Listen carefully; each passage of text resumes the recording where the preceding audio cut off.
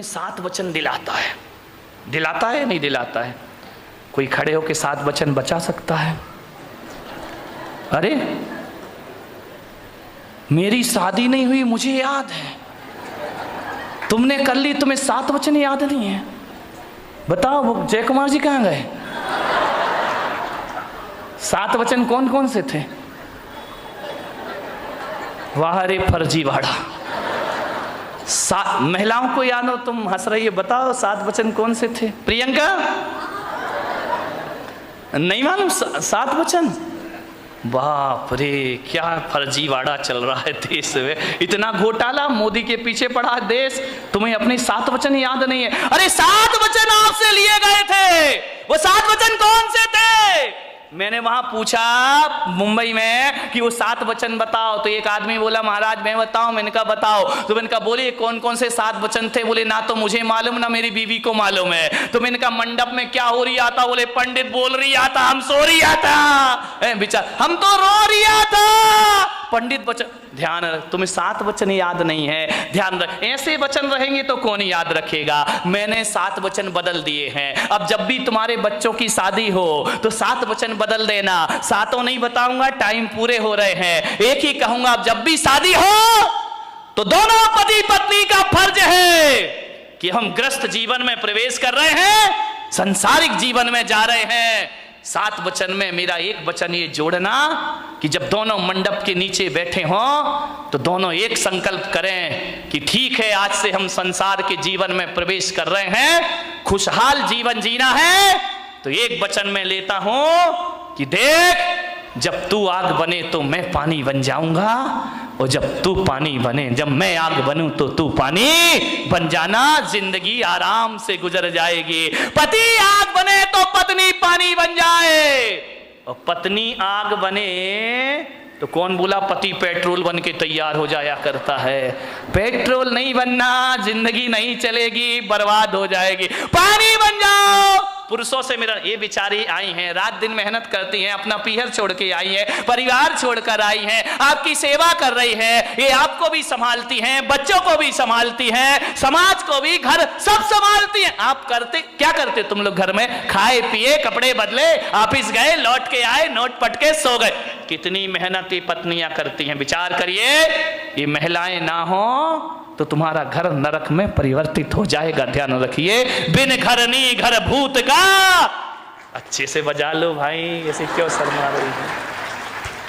विचार करिए, आप दिन भर में 10 बार आग बनते हैं तो ये बेचारी 10 बार पानी बनती है। ध्यान रखिए, नारी का जीवन तो वो होता है, अपने लिए वो खाना भी नहीं बनाती है। ध्यान रखना, जब पति बाहर चला जाए और बच्चे भी घर में ना हो तो उससे पूछे कि क्या बनाया है, तो कहती आज कोई घर में नहीं है, क्या बनाना?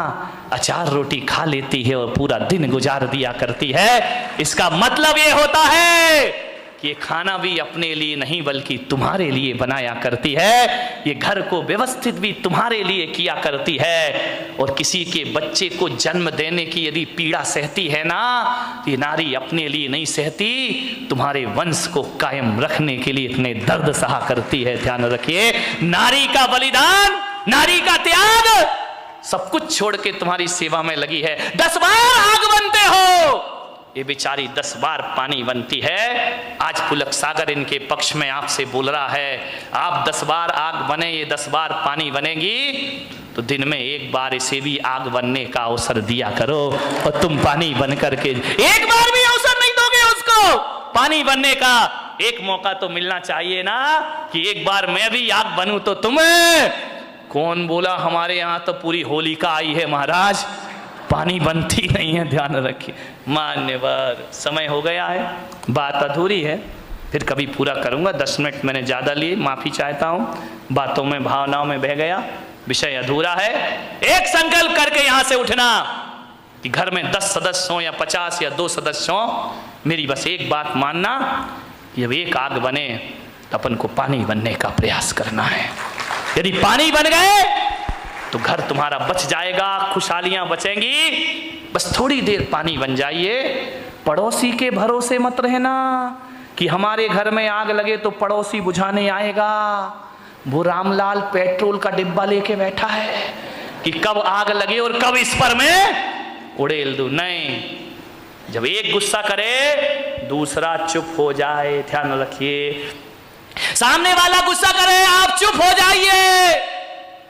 चुप कौन होगा, पत्नी या पति? बोलो, फैसला करो, कौन चुप? ओ दादाजी कह रहे मैं चुप होऊंगा। जब सारी कसर निकाल ली अब चुप हो रहे हो तुम। बताइए कौन चुप होगा? दोनों में प्रवचन समाप्त करता हूं। पत्नी चुप हो या पति चुप हो? बोलो बोलो फटाफट बोलो, मुंह से नहीं निकल रहा है, नहीं सुधरोगे जिंदगी में। पत्नी को चुप होना चाहिए कि पति को? बोल, हाँ पति को। तुम अपने घर को शांत नहीं रख सकती जिंदगी में, कितना भी मैं सिखाऊं। ध्यान रखना, ना पति चुप हो ना पत्नी चुप हो। आज के प्रवचन का सार, अंतिम बात, ना पति चुप हो ना पत्नी चुप हो। मैं पुलक सागर कह रहा हूं, जो समझदार हो वो चुप हो जाए। दोनों में से यदि पति समझदार तो वो चुप हो जाए और पत्नी समझदार तो वो चुप हो जाए। समझदार व्यक्ति ही चुप रहेगा, ना समझ व्यक्ति तो आग बनता ही रहेगा। ध्यान रखिए, समझदारी का परिचय दीजिए, तुम्हारा जीवन आनंद में परिवर्तित होगा। अपनी बात को पूरा कर रहा हूं, खत्म कर रहा हूं। आप सबने सुना है, अनुग्रहित हूं। जय महावीर। 2-3 बातें याद रखना बस, आग और पानी याद रखना। और जब क्रोध आ रहा हो सामने वाले को 5 मिनट के लिए बोलना, इसका जवाब मैं आपको 5 मिनट बाद दूंगा। और क्रोध जब भी आए अपने बच्चों को कहना, जब भी मैं क्रोध करूं रिकॉर्डिंग करना बेटा, और अकेले में सुनना कि हम क्रोध में कितने पागल हो जाया करते हैं। आपको एहसास हो जाएगा। भूत की भी चिंता मत करो और भविष्य की चिंता मत करो, वर्तमान को सुखी बनाओ। यही जीवन का संदेश है।